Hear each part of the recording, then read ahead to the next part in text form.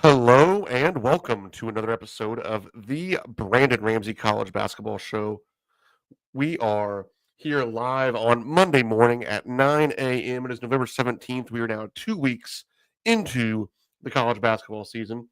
And before we get going, as we get some people hopping in here live to today's show, a few housekeeping things. First of all, please make sure you're subscribed to us here at the Brandon Ramsey College Basketball YouTube channel. These shows will continue to come at you every Monday. We'll have all fired up each Wednesday, and then hopefully some sort of a chalk talk or film breakdown sometime throughout the week as well. I know those videos have been doing really well, so I want to continue pumping those out. I enjoy making them.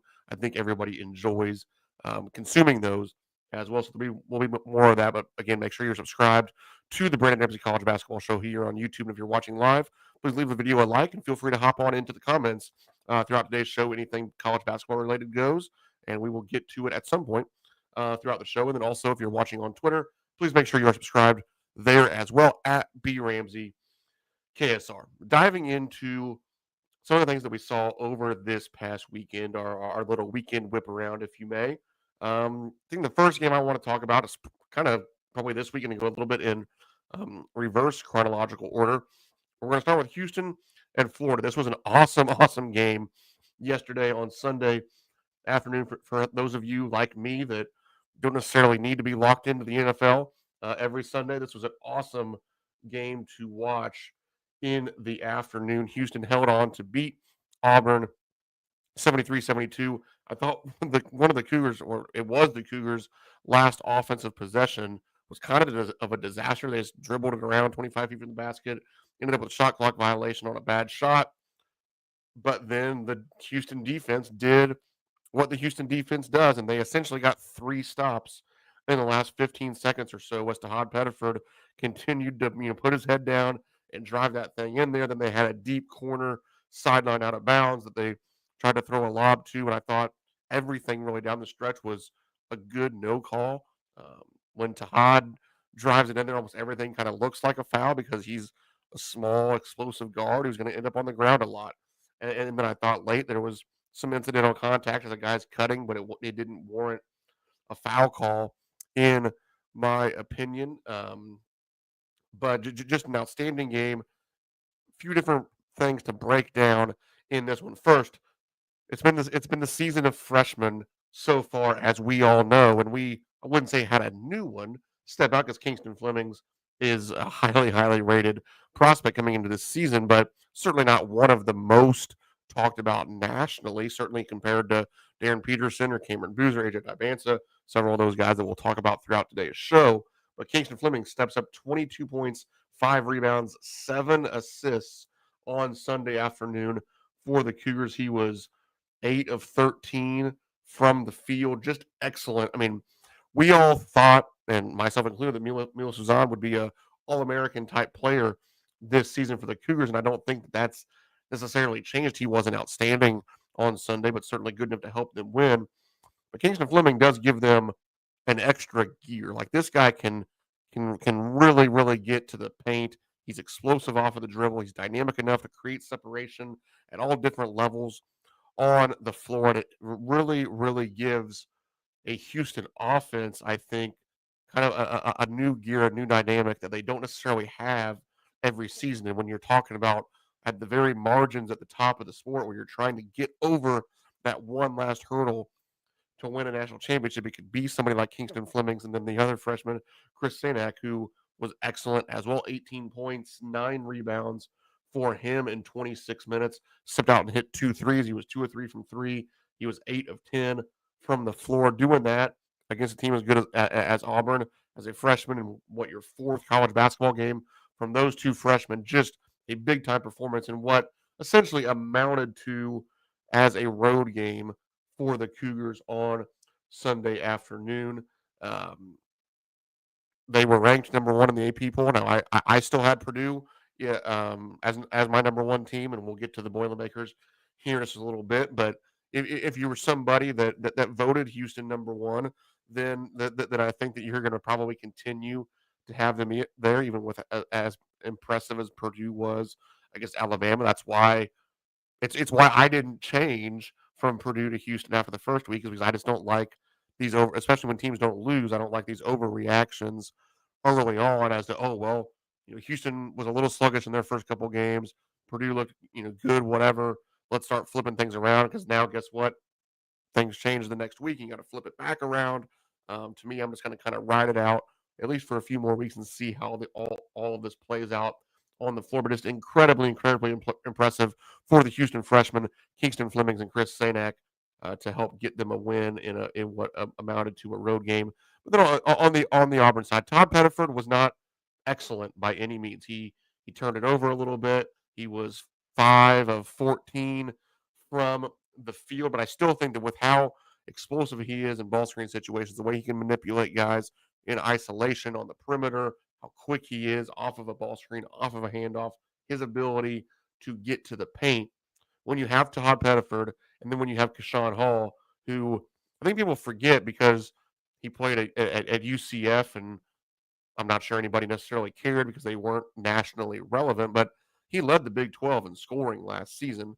Now he comes over to the SEC, and he kind of looks like that type of guy again. Now, is he able to do that on a top 25, win a game in the NCAA tournament type team, or is Auburn going to trend to be in more like a UCF? We'll see about that. But I do think that when you have Kashawn Hall, when you have Todd Pettiford, what Coach Stephen Pearl is going to have the luxury of having a lot of times when he steps on the court are the two most dynamic offensive players in the game, and that's even in an SEC that's obviously loaded with talent once again this season. So I say this a lot when we talk about games like this, and I know there's some people that like throwing a little bit of shade at Coach Stephen Pearl, or maybe we're down at Auburn once Bruce did decide to retire. They obviously were not very impressive in that opening night game that I think a lot of us watched, where they went to overtime in a crazy one to beat Bethune-Cookman.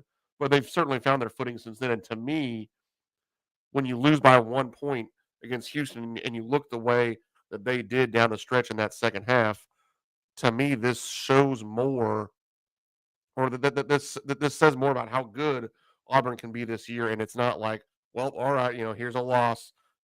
Auburn's not going to be very good this year. I think that showed like, hey, this is a team that's here to stay. This is a legitimate top 25 team in college basketball. This is a legitimate top 5-6 team in the Southeastern Conference that's going to compete with a lot of people. So as impressed as I am with Houston as getting the win, I'm almost equally impressed with Auburn taking a team that I think is one of the very, very best in college basketball down to quite literally the final second of the game. And speaking of another game that went down all of the way to the wire, though it carried a different feel throughout, and that is UConn hanging on to beat BYU on Saturday night, 86-84. This is a game that, with 14:55 to go in the second half, UConn led this game 59-39, and then BYU came almost all of the way back, and a big part of that comeback was the superstar freshman AJ Dibansa, who had 21 of his 25 points in the second half and just completely took over on the offensive end. You had Richie Saunders score 17 points, but was 0 of 7 from three-point range. That probably kept BYU from winning the game, quite frankly, on Saturday. Rob Wright, he had a big turnover down the stretch, but did score 16 points to go with 4 assists. But those 6 turnovers certainly were costly 6 of 14 for the Cougars at the TD Garden on Saturday. But we all know that is what AJ Dibansa can do. Now, putting it together for a full 40 minutes instead of more so, quote unquote, just in the second half could have ended up writing a different story in this game. But again, it's kind of like what I said with Auburn. If you came into the game thinking as high as I think most of us all thought about UConn, when BYU comes back in the way that they did, to me, this does just as much to prove that BYU is here to stay. They're a team that can compete at the highest levels of college basketball this season with some real star power. It says as much about that than it does about, okay, yes, UConn is once again a national championship contender. I think both of those things can be true, and a 2-point loss in this sort of a setting can still be impressive. I'm not talking about moral victories. I'm not saying that if I'm um, if I'm Coach Kevin Young at BYU today, I'm not going into practice rah rah saying, "Hey, great job, guys, great job, only losing by 2 to UConn," but that's not the job I have to do. To me, in the media, these really close losses to the best of the best teams should be as impressive as earlier in the week, BYU beat Delaware. Well, I don't really care that BYU beat Delaware. That's great, and wins matter. But I think that sometimes these quality losses, from a ranking standpoint, from a resume standpoint, from what we think of them long term, I value those a lot, and I think I value them a lot more than a lot of people. But like, to me, this is one where BYU could move up in the rankings this week, and I wouldn't have a darn issue with it, and certainly Auburn as well with with those two performances in losses. But speaking on the UConn side of this, three guys scored 21 points. Silas DeMary has been excellent.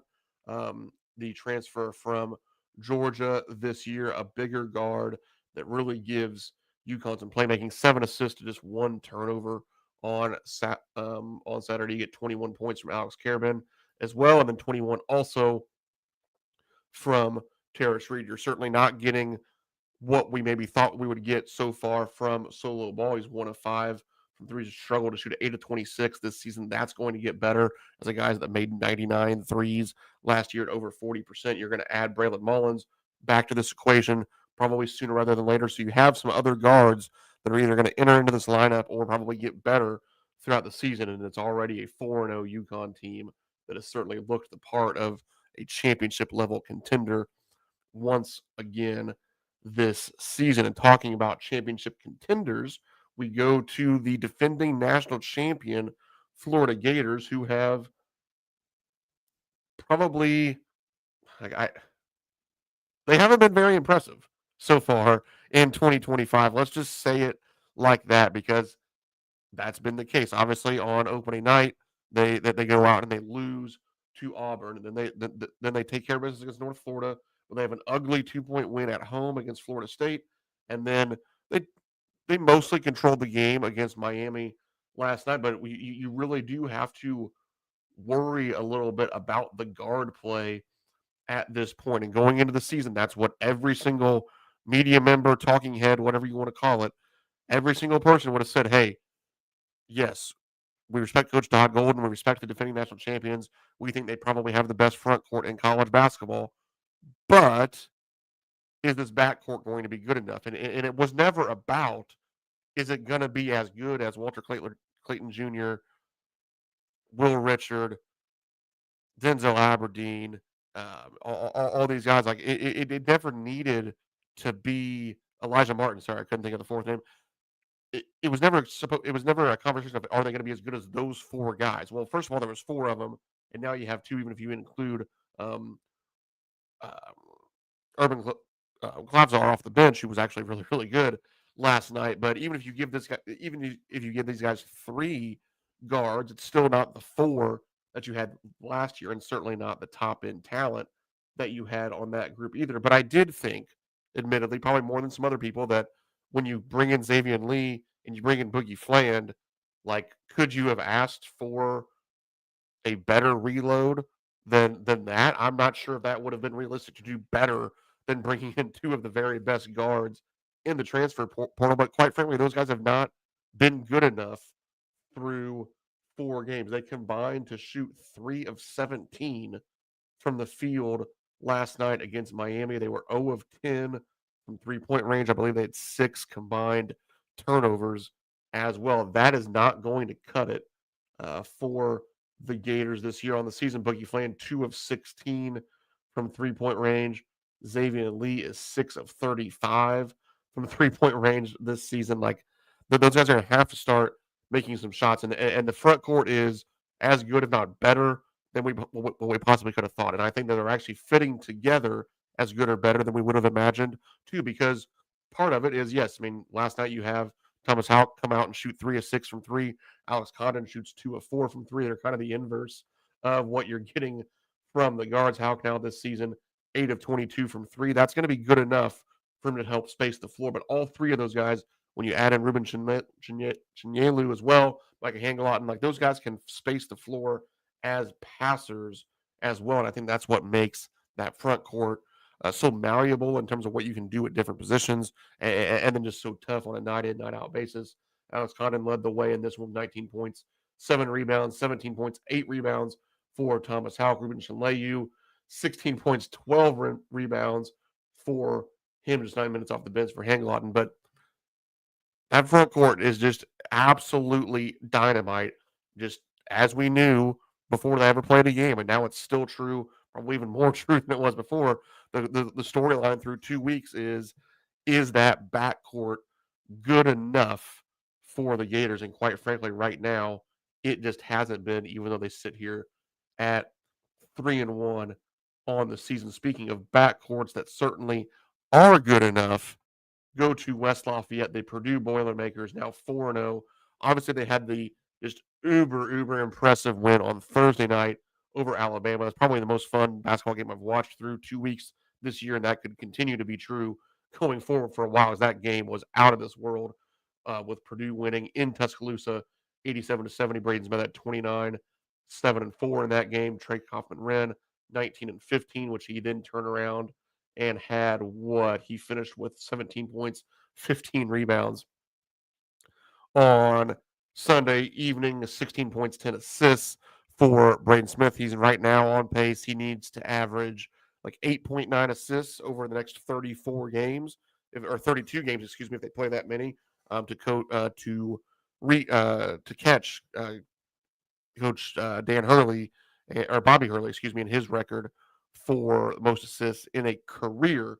But Purdue has just been lights out offensively, 4-0 this season. What they get out of Braden Smith and Fletcher Lawyer in that backcourt, and then obviously Trey Kaufman-Renn living up to some of the first team All-American buzz before the season. He's just such a creative piece around the basket, and that offense is just such a well-oiled machine. They run so much unique action.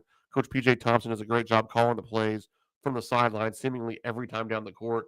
But then the transfer and the international signing were outstanding on Sunday as well. Oscar Clough gets 14 points, 14 rebounds in this one, and then off the bench, Omer Mayer, 14 points, 4 rebounds, 6 assists. I said it on Twitter last night again. Go follow at BRamseyKSR. When Mayer's going to be able to replicate the Braden Smith playmaking when he comes into the game, then it feels like this Purdue team is just so hard to beat, because obviously you deal with one of the best playmakers of a generation in Braden Smith. Then you bring in a guy who has a lot of the playmaking, but is also 6'4" now with some strength. He helps them defensively. Does Omer Mayer. Was really impressed with him in the 97-79 win over Akron on Sunday night. Akron is one of the very best mid-major teams in the country this year. This is a team that came in ranked 76th in KenPom. So that's like playing one of the bottom teams in the Big Ten this year for Purdue. So that was a legitimately impressive win on Sunday evening, taking care of business the way they did in that one. Somebody else who took care of business kind of in a workmanlike way back on Friday night in a semi-away game was the Arizona Wildcats, moving to 4-0 on the season with a 69-65 win over UCLA. This was kind of everything that the Purdue-Alabama game wasn't. Not very pretty in this one, really, from either team. UCLA was below 40% from 2-point range in this one. Donovan Dent being a big part of that inefficiency, is 5 of 16 from the field, though he did have 8 assists. But Del Rosso came off the bench and scored 20 points for Arizona in this one. But this is one where the freshmen kind of looked like freshmen. Braden Burries, 5 points on 1 of 9 shooting. Koa Pete, just 7 points in this one. Turned it over 6 times for the Wildcats, but Arizona did find a way to win the game, and that's what it's all about. Not just right now, but certainly as the season goes on. And Arizona, with what they did on opening night against Florida, the way they've looked since then, they've certainly been one of my most impressive teams in college basketball this season. And to go essentially on the road and find a way to beat a UCLA team without playing well, that was just another notch in their cap. And they're going to turn around on Wednesday and play at UConn, games against Auburn and Alabama coming up soon for the Wildcats as well. So Coach Tommy Lloyd certainly is going to be testing his group throughout the non-conference schedule going into Big 12 play. So there'll be certainly more checkpoints along the way for this Arizona team, but just in terms of resume right now through 2 weeks, they probably have the best resume in college basketball, which brings me to our final point. And then again, I'll get to Eddie Congress. I see your question in there. I'll touch on that as I get into that topic here. And if anybody else has a question, please feel free to jump on into the comments. And again, leave this video a like and subscribe to us here at the Brandon Ramsey College Basketball Show. But I want to pull up my tweet from late last night.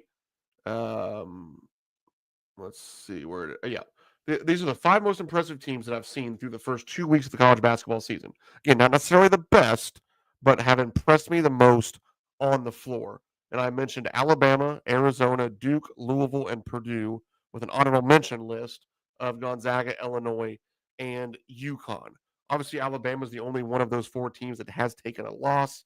However, I thought that with what they did earlier in the year with their win at St. John's, and then again giving them credit as a media member for still playing. I mean, that first half when they were reining in from 3 against Purdue was just some of the most fun basketball that I've watched in a long time, and I spend most hours of my day watching some form or another of basketball. So again, from a resume standpoint, I'm not going to sit here in mid-November and really give Alabama too much of a hard time for losing that one, even though it was at home.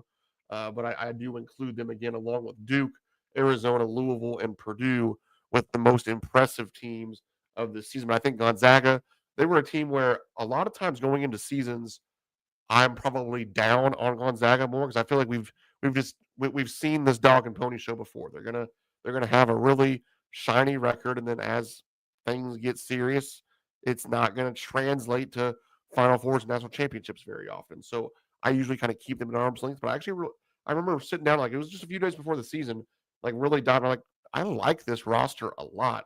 They've been excellent. Graham Eke's looked like I believe I voted him second team All American in the preseason. Feeling pretty good about that pick right now. Obviously, Duke and Louisville have been excellent so far. Then we've talked about Purdue quite a bit here. Illinois is coming off of a big win. UConn continues to take care of business as well, even while they get healthy. As a team, Eddie Congress says the best teams I've seen so far are Louisville, obviously coming off the big win against Kentucky, Illinois, and UConn. Next tier, Duke, Houston, Purdue, Arizona. Then you have tennis teams that are really good: Kentucky, BYU, Florida, Arkansas, Gonzaga, UCLA, UNC, etc. Yeah, I mean it's hard. I mean the first handful of teams there that you mentioned certainly were within that conversation that I was having as well. So I would certainly agree. Makes sense for those teams to be in your list there as well.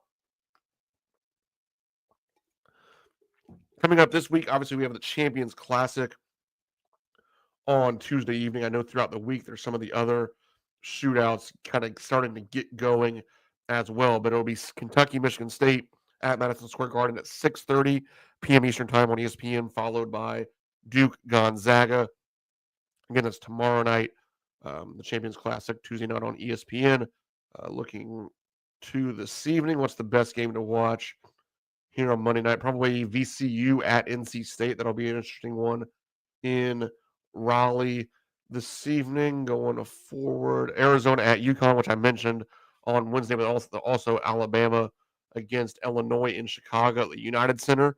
So 2 really, really good games. Those are at 7 and 9 o'clock, respectively, on Fox Sports 1, it looks like. So a couple good games to look forward to here early on in this week. And I was thinking about that this morning while I was getting ready for work, actually, that I think we really need to make sure that we're giving teams credit for the non-conference schedules that so many of these teams are playing. Like Kentucky plays an outstanding non-conference schedule this year. Coach Nate Oates has been doing it for a while now, just scheduling insane non-conference slates. We just talked about Coach Tommy Lloyd's slate coming up for Arizona. There's certainly more and more teams like that as well. And I think that for these programs that easily could just go out there and buy 10 or so victories in the non-conference, maybe play one marquee game to really get you going, we need to really give these programs, these coaches, credit for scheduling as hard as what it seems like teams are really starting to do. And I hope that that comes from a place where they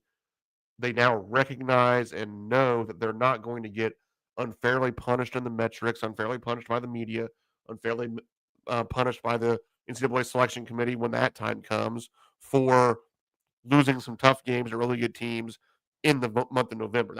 I've been beating that drum. I'm 33 years old.